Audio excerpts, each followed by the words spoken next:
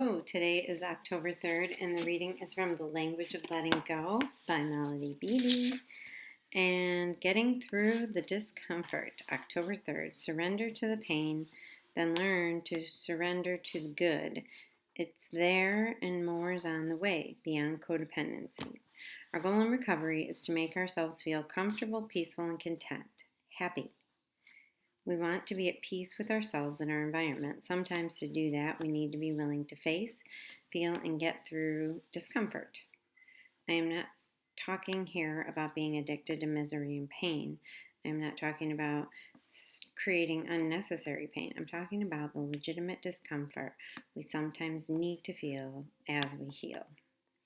When we have surgery, the pain hurts most of the day after the operation. When we do the kind of work we are facing in recovery, we are doing an emotional, mental, and spiritual surgery on ourselves. We're removing parts of us that are infected and inflamed. Sometimes the process hurts. We are strong enough to survive discomfort and temporary feelings of emotional pain. Once we are willing to face and feel our discomfort and pain, we are almost to the point of release. Today, I am willing to face my discomfort, trusting that healing and release are on the other side. Help me, God, be open to feeling whatever I need to feel to be healed and healthy. While I am doing this, I will trust that I am cared for and protected by myself, my friends, my higher power, and the universe. And that is so beautiful and so true. Uh, I really like the analogy to surgery, and when we do the kind of work we are facing in recovery, we are doing emotional, mental, and spiritual surgery on ourselves. We're removing parts of us that are infected and inflamed. And nobody came into the rooms of recovery, or nobody seeks self help if they're not feeling pain. It's just not something you want to do. And I hear a lot like walk through the fears, face your fears, walk through it, walk through your feelings. And it's that healing. Usually when you address it and you're aware of it and you surrender to it and you realize you have no control over it other than to accept and move on, is when that healing can start. And for me, it goes in waves. And sometimes when I am going through this, you almost feel like a grief, a loss. I mean, this is something, it's kind of when it was talking about victimization in here the other day, that other reading, and it's almost like some of these things, these bad feelings, are just our identity. I mean, I used to live, we were doing a reading today at my meeting about the Four Horsemen, which is terror, bewilderment, why can't I think? Terror, bewilderment, frustration, and discomfort, I believe. I could be wrong.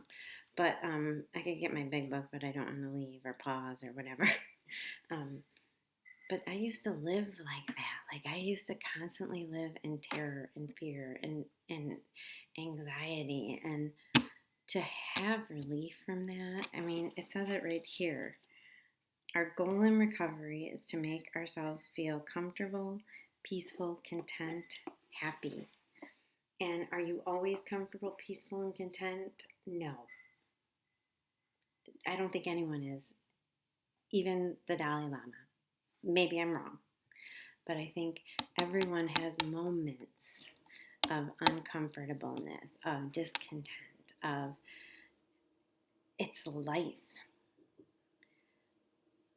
But the beauty is that I used to live there, like used to live in discomfort and terror and that uncomfortable, not being comfortable anywhere I was and not being comfortable in my own skin. And because of recovery and because of this healing and because of having surgery on these emotional wounds that I had inside of me, I'm and healing them and working with other people and healing them and working in recovery with a therapist, with friends, reading, writing, praying, working with our higher power. I mean, doing all this work is so healing if you put your whole heart into it and you're just willing and you just say, I need to stop feeling like this, and finding that that road to peace and that road to healing is so helpful. But you have to be there. You have to surrender and you have to walk through it and feel it. And and you're not alone, and you're not going to you're it might be uncomfortable and it might be discomfort, but it will end. Before, that discomfort for me was just like a continuous cycle of discomfort, right? But now that whole, it's like, it's few and far between. And I'm just so super grateful to, to, to learning this stuff and to being willing to actually walk through it, because that's, and I don't know why. Don't know why I'm willing. Never have. Because it's better. I mean, that's got to be why. But to continue to be willing is the most amazing gift that I've gotten from this. So have a wonderful night, and I will be back tomorrow. Namaste.